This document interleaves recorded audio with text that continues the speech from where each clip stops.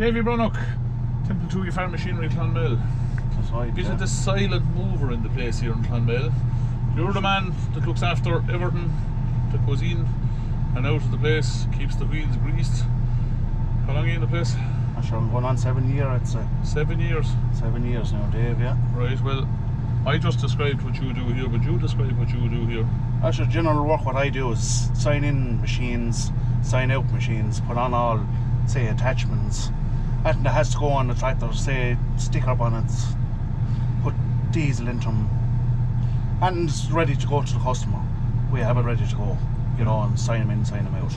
And likewise, you look after the stock here in the yard? Yeah, and that comes on, say, that comes in on lorries. I look after all that stuff. Okay. Drop it off in the stores, they take it over from there then. Okay. And that comes in the machinery then, I sign it in. Yeah. I bring it into Claire in the office, and she looks after it after that then. Okay. She puts it up on the system then, so we know exactly what's in the yard, what's coming and going the whole time. Okay. You know. Tell us a little bit, Dave, how you ended up coming in the gates of TFM. How did I end up coming in? What were you doing before that, and how did you... Before, where I was when I started off first, I was with Buttermers Engineering. Okay. I was always into engineering sort of crack. So I started off with Buttermers, and then we got into Lachine Mines at that stage. Okay. So I was there roughly going on nearly 20 years. So I went from Lachine, say from Buttermers to Lachine Mines direct then. You went working for Lachine full time? Lachine, yeah, full time with them. Okay. So they finished up. How would be a normal day there, Dave? What would you been doing there? I'd be with fitters again. You know, usually I was driving teleporters, lifting in pipes, changing pumps, okay, all that sort of gear. You know, it's much the same into machinery sort of crack as well, because to be like exactly slurry pumps, you know, okay, these be bigger yokes altogether. Okay. They'd be pumping, say, lead and zinc and all that crack. So we're at that, you know, day in, day out. You know, anything that had to be repaired, be done on the run. You know what I mean? So they had backup stuff, you know. So it's much the same as the machinery here.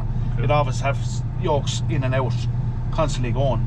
Like I mostly was teleporter work and forklift work I was doing there as well, with the fitters. I with 2 fitters, and maintenance most of the time, you know. So general fire brigade work. Yeah, it had to be washed around, had to be washed, and machines get going. Yeah, that's the way it was. It was the same like when I started here. Then, I met Joe, you know, and Joe had an interview with Joe, and Joe was happy enough. So went from there. Then, you know, so that was the thing. We'll go back a little bit further, because like myself, you have a little bit of a soft spot for the older machinery.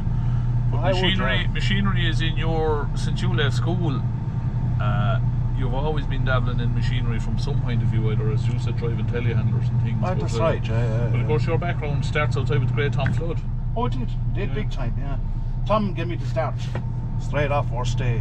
And it's true, my father got me into it with Tom Flood, because he used to meet at cards. Yes. So it's Tom gave me the start. Yes. To be honest. Drawn silage and, you know, even cord and cutting cord and all that crack.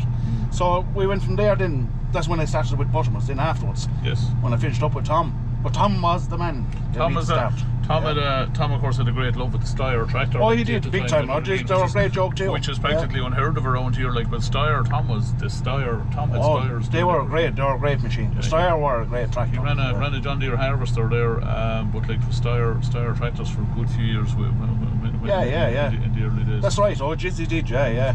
And he had a sort of New Holland harvester as well there, and then he went to John Deere. Yeah. You know, so. So you see, you've always had some bit of an interest in the machinery again, but as I said, you're still at a little bit of it at home. You're still like tinkering with a few. I still have a few old yokes there. I have a fucking bucket of yokes. You know what I mean?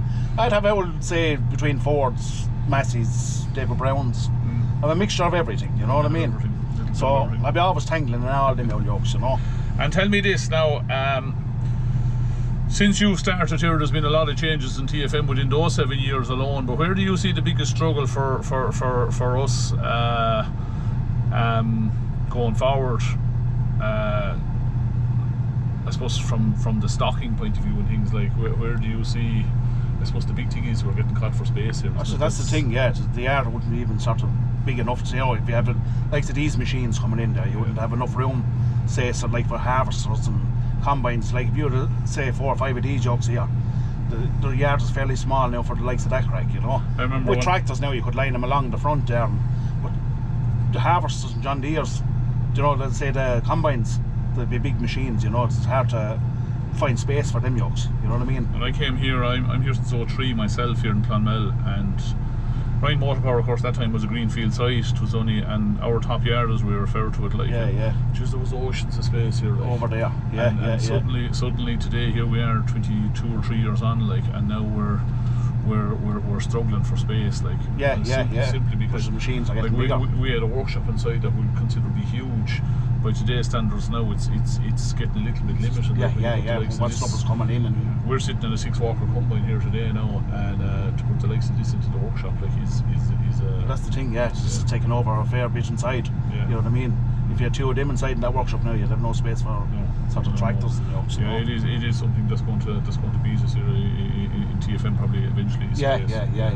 Very much so. Tightening up. Very much so.